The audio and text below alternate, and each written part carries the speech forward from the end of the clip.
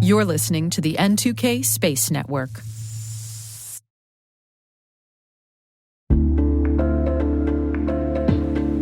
What's the common denominator in security incidents? Escalations and lateral movement. When a privileged account is compromised, attackers can seize control of critical assets. With bad directory hygiene and years of technical debt, identity attack paths are easy targets for threat actors to exploit, but hard for defenders to detect. This poses risk in Active Directory, Entra ID, and hybrid configurations. Identity leaders are reducing such risks with attack path management. You can learn how attack path management is connecting identity and security teams while reducing risk with Bloodhound Enterprise, powered by SpecterOps. Head to specterops.io today to learn more. SpecterOps, see your attack paths the way adversaries do.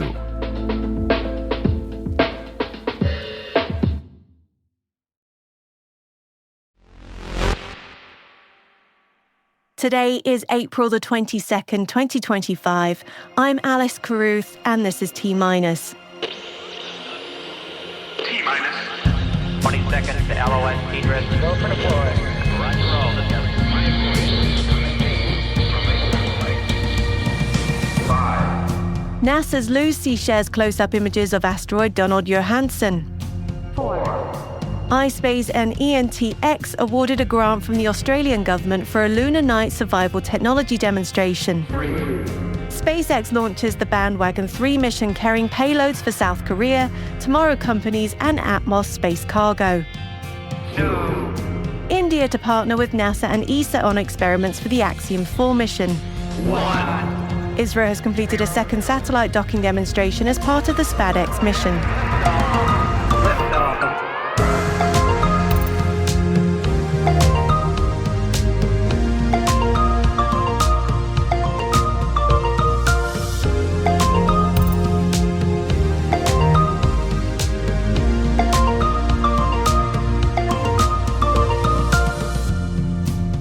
And today is Earth Day. Maria Varmazes will be speaking to Dan Barstow from earthmusictheatre.org about the Earth Harmony Sonata special they've released today. It features images captured by Butch and Sunny on their recent mission. Dan will be sharing more about those videos later in the show, so stick around for that chat.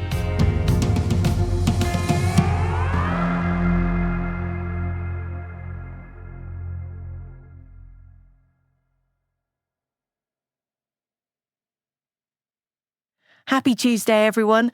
Let's dive into today's intelligence briefing. We're kicking off with an update from India on their SpaDeX mission. Despite the difficult start, the India Space Research Organisation, known as ISRO, has now managed to successfully dock 2 satellites for a second time during the mission. The space docking experiment satellites Chase and Target completed the second docking on Sunday. The mission also included a power transfer demonstration between the 2 spacecraft. The experiment saw a heater element operating in one of the satellites through power from the other. ISRO shared that the duration of the power transfer was approximately 4 minutes, and the performance of the satellites was as expected. The docking was completed with full autonomy from an inter-satellite distance of 15 meters till docking. That's 5 times the distance that was achieved in the first docking mission. The satellites were successfully docked for the first time on January the 16th after a series of delays and undocked on March the 13th. ISRO also shared that further experiments are planned in the next 2 weeks. And staying in India, scientists are collaborating with NASA and the European Space Agency on 7 experiments that are scheduled to head to the International Space Station. The experiments will be part of the Axiom 4 mission, which is scheduled to launch no earlier than May this year. On board the mission will be India's first astronaut to visit the orbiting lab. The AX4 research complement includes around 60 scientific studies and activities representing 31 countries, including India, the US, Poland, Hungary, Saudi Arabia, Brazil, Nigeria, UAE, and nations across Europe. Axiom says this will be the most research and science-related activities conducted on an Axiom space mission aboard the ISS to date. SpaceX launched its Falcon 9 rocket last night from Space Launch Complex 40 at Cape Canaveral Space Force Station in Florida for the Bandwagon 3 rideshare mission. The workhorse spacecraft carried payloads for South Korea's Agency for Defense Development, the Tomorrow S7 satellite from Tomorrow Companies Inc., and the Phoenix 1 re-entry capsule developed by Atmos Space Cargo. Bandwagon 3 was the third in a series of dedicated rideshare missions to mid-inclination orbits. A fourth mission is expected before the end of the year. iSpace is partnering with an Australian nuclear engineering and technology company to develop tech to survive the lunar night. iSpace and N2K have reached an agreement to transport and test a radioactive heating unit, or RHU, on the lunar surface as part of a future iSpace mission. The demonstration will be funded in part by a $200,000 Australian grant from the Space Cooperation and Innovation Fund supported by the state of South Australia. The companies have signed an agreement to develop a shared understanding for a technology demonstration of N2K's RHU on the moon's surface and its possible integration to a future lunar lander. And there's nothing quite like an audio program talking about a visual story, but indulge me please if you will. NASA's Lucy spacecraft has released stunning imagery captured of the asteroid Donald Johanson. On April 20th, Lucy conducted a close flyby of the asteroid, capturing detailed pictures of the elongated, lumpy space rock located in the main asteroid belt between Mars and Jupiter. The asteroid measures approximately 5 miles in length and 2 miles in width. Its unusual shape prevented the spacecraft from capturing it entirely in initial images. It's named after paleoanthropologist Donald Johanson, who discovered the famous Lucy fossil.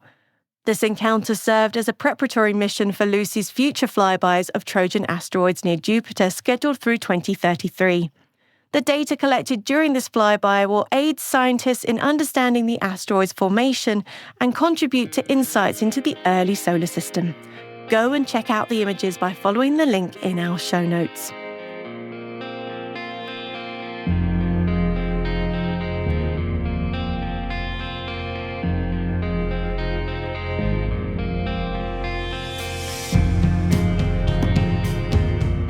And speaking of our show notes, senior producer Elliot Peltzman has more on the stories that didn't make today's top 5. Elliot? Yes, we have 3 additional links in the show notes today that cover financial results from Lockheed Martin and Iridium, and an op-ed from Chad Anderson that states the honeymoon is over for space investors. Would you agree, Alice? I think we're in an economic grey area right now, but honestly, there are still some great startups out there that are looking for investors, and for those investors, it's always a good time to get involved in the space industry. But I'm not a VC or an economist, just a certified space nerd, so don't take my word for it. Anyway, Elliot, can you remind us where those links are again, please? Yes, links can always be found in the selected reading section of our show notes and on our website, space.n2k.com. Just click on this episode title. Thanks, Elliot. Hey, T-Minus crew. If you're just joining us, be sure to follow T-Minus Space Daily in your favourite podcast app. And also do us a favour, share the intel with your friends and co-workers. A growing audience is the most important thing for us, and we'd love your help as part of the T-Minus crew. If you find T-Minus useful, please share so other professionals like you can find the show. Thanks, it really does mean a lot to us.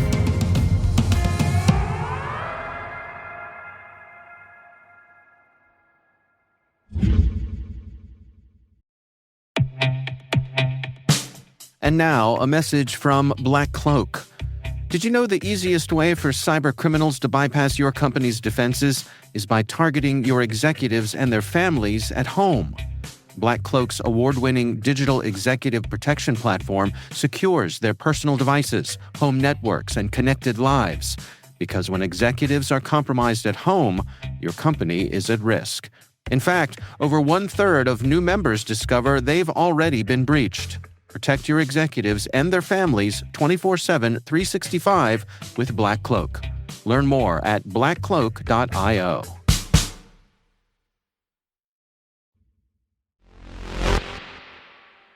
Today is Earth Day, and our friends at earthmusictheatre.org have released a beautiful video, which we've included in our show notes, celebrating our home planet, all captured by NASA astronauts Butch Wilmore and Sonny Williams. Dan Barstow spoke to Maria Varmazes about the Earth Harmony Sonata and the videos he produces. I used to be the senior education manager for the International Space Station. I retired, but now I volunteer with the astronauts, the members of the Association of Space Explorers.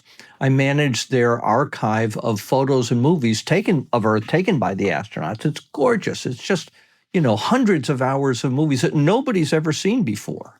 So we've decided to use music to help reveal the beauty of Earth. We now have some 35 musicians, from jazz to organ to choral music, all of whom are donating their music. And we use these movies and then release one new movie every week. This is all part of a project called Earth Music Theater. We have a website, earthmusictheater.org. Yeah, and I just want to say, when your emails arrive Friday, Alice and I both say it's the highlight of our Friday when that lands in our inbox. So thank you. Wonderful. Yeah. So, and that's the idea of pacing them one at a time. So you get a chance to focus on that one. Well, Sonny Williams and Butch Wilmore, as listeners may know, recently had an extended stay on the space station. They were in their happy place. It meant that they had time to look out the window and enjoy our glorious home planet. So here they are orbiting every 92 minutes. It's daytime, nighttime. They pick some of their favorite views, and we selected one pass. Butch did a movie going from equatorial Africa over the Sahara, then Gaza and the Middle East, and then on up to Turkey and Armenia. It's a beautiful, beautiful pass. The Sahara, the interweaving oranges and reds, it's just magical. I'm launching the link right now so I can look at it while you're describing it to me. So. Well, so I'll understand. If you're distracted, I'll be very pleased. I'm going, what? Now, yeah, please go ahead. So meanwhile, Sunny, for her part, preferred to take photos, not the movies, but the photos. Just, oh, look at that, click. She took some 10,000 photos, and I had the great fortune of reviewing every one of them. Then I tried to select 60 favorites. Now, who knows, but they just appealed to me just because they're so insightful or something. So we put those together with a Bach trio sonata for organ. Now Bach, we do jazz, we do all kinds, but Bach is a master of harmonies, and Earth is harmonies. So you listen to the music and you see the land, the mountains, the sand, the water, the rivers, all interweaving. And you sort of Bach's harmonies reveal Earth's harmonies. So now we're releasing this special movie for Earth Day. I love Bach. Bach's sonatas, especially the imagery is, of course, it's beautiful, but I love the idea of this. What you just said about Earth is harmony, Bach is harmony, and also this for Earth Day. What a beautiful initiative. And oh my God, I'm just flabbergasted looking at this. This is so gorgeous. Oh my gosh. Well, does it ever get old? No, it doesn't. And I tell you, we have some 35 musicians that we have agreements with. They're all donating their music. They keep on getting more. We do live performances as well. The views of Earth, you're saying it's gorgeous. That's why we do this. Earth is at risk. There's climate change. There are all kinds of issues, fires and so on. We are not giving this message of, how horrible you've treated Earth. Rather, we're saying love Earth. Feel in your heart this beauty for Earth. Just watch and enjoy. Listen to the music and feel the harmonies and fill yourself with the glory of Earth and the joy of music. That's the emotion that we're trying to convey to our global audience. I think it does a spectacular job of that. And as the images are cycling through, I just saw a beautiful image of the moon. Of course, little bits and angles of the ISS through there as well, which is just a wonderful reminder of the vantage point that this is all coming from. I see Canadarm at one point. It's great to see. Yeah. I think it's so important that, we take a moment, especially on Earth Day of all days, to appreciate our planet and also acknowledge that we have to do more to do right by our home.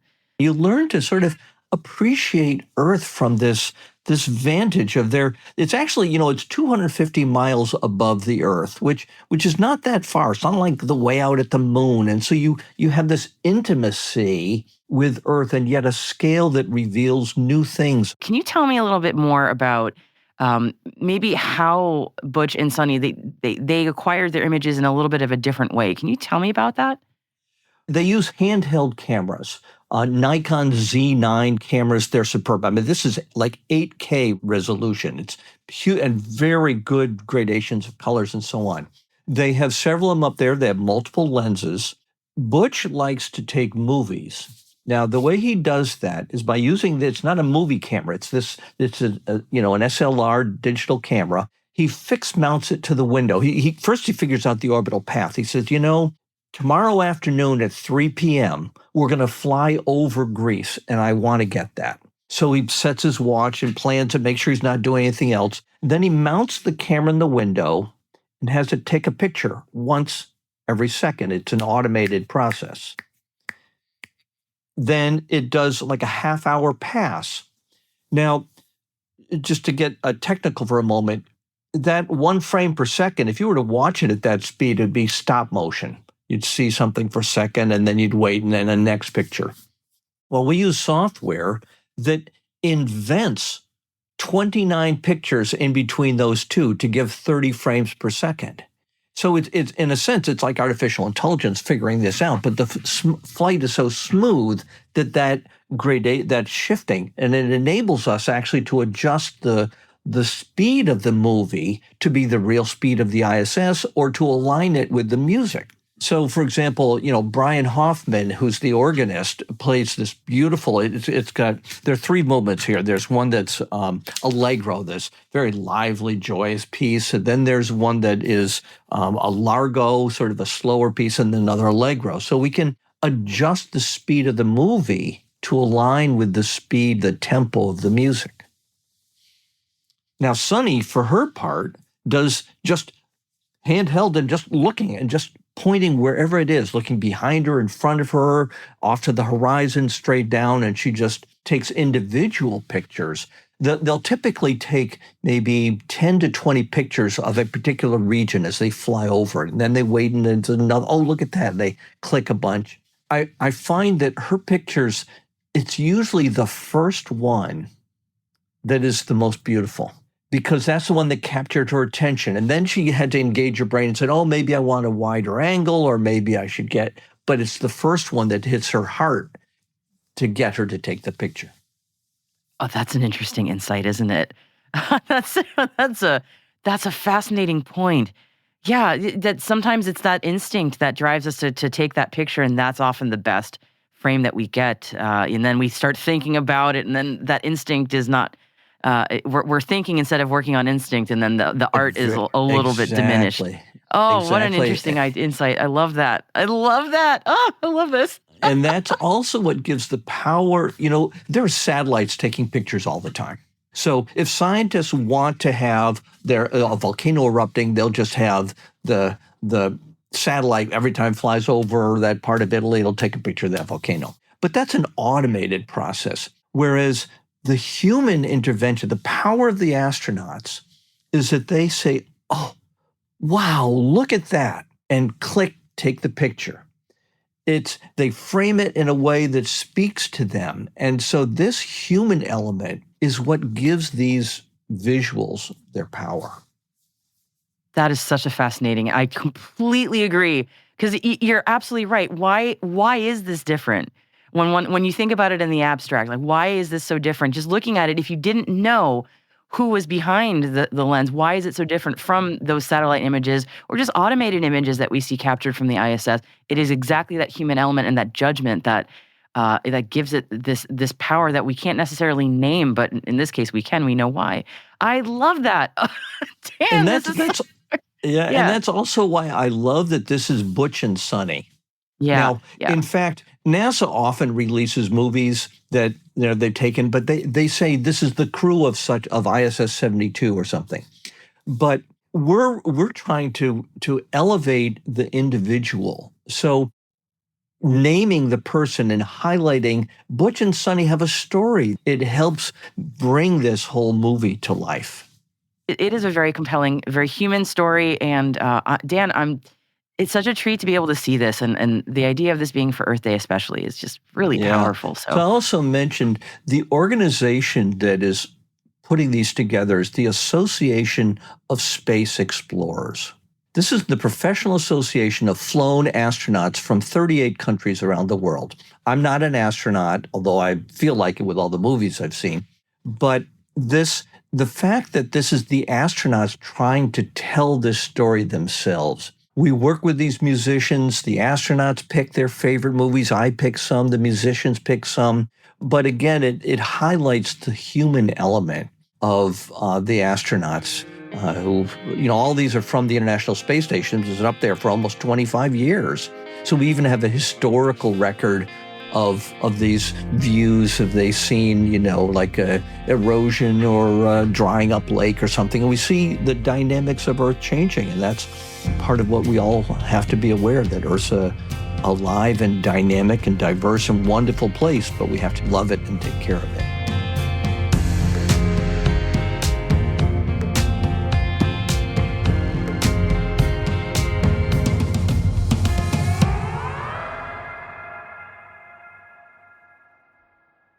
We'll be right back.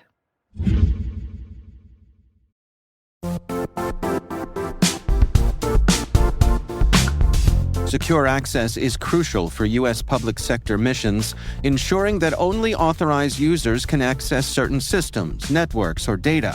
Are your defenses ready? Cisco's Security Service Edge delivers comprehensive protection for your network and users.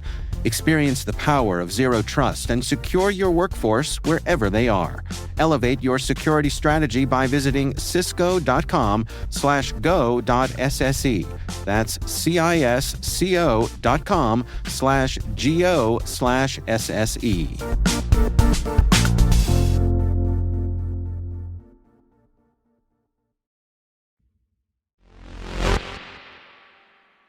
Welcome back.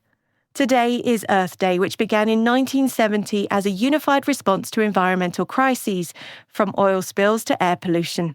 It marked the start of the modern environmental movement and led to the creation of the US Environmental Protection Agency, among other organizations. Today, Earth Day is a global event, reminding us of our collective responsibility to safeguard our planet. It's widely celebrated in the space community. The US Space Agency offers unique ways to engage with Earth Day. Just check out NASA's Earth Day 2025 page, which features stunning satellite imagery, interactive tools, and educational resources that showcase our planet's beauty and fragility. You can explore Earth from space, learn about climate change, and even participate in citizen science projects. Of course, there are smaller ways you can mark today. My son's school sent home a reminder to reduce our household energy consumption and water waste, look to adopt more green habits in our home like composting or using rain barrels. Not so helpful where I am in the high desert, but using solar power is definitely a good option. You could also get involved or even run a community cleanup event. At the very least, take today to give thanks to this amazing spaceship Earth and its incredible abilities to support life.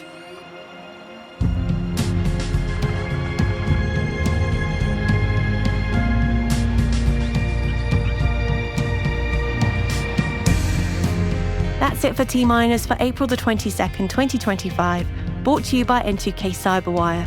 For additional resources from today's report, check out our show notes at space.n2k.com. We're privileged that N2K and podcasts like T-Minus are part of the daily routine of many of the most influential leaders and operators in the public and private sector, from the Fortune 500 to many of the world's preeminent intelligence and law enforcement agencies. Our producer is Liz Stokes. We're mixed by Elliot Peltzman and Trey Hester, with original music by Elliot Peltzman. Our executive producer is Jennifer Iben. Peter Kilpie is our publisher, and I'm N2K's senior producer, Alice Carruth. Thanks for listening.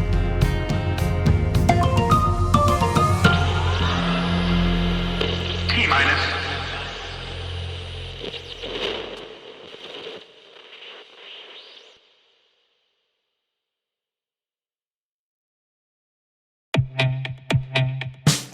And now a word from our sponsor, SpyCloud. Identity is the new battleground, and attackers are exploiting stolen identities to infiltrate your organization. Traditional defenses can't keep up. SpyCloud's holistic identity threat protection helps security teams uncover and automatically remediate hidden exposures across your users, from breaches, malware, and phishing to neutralize identity-based threats like account takeover, fraud, and ransomware. Don't let invisible threats compromise your business. Get your free corporate darknet exposure report at spycloud.com/cyberwire and see what attackers already know. That's spycloud.com/cyberwire.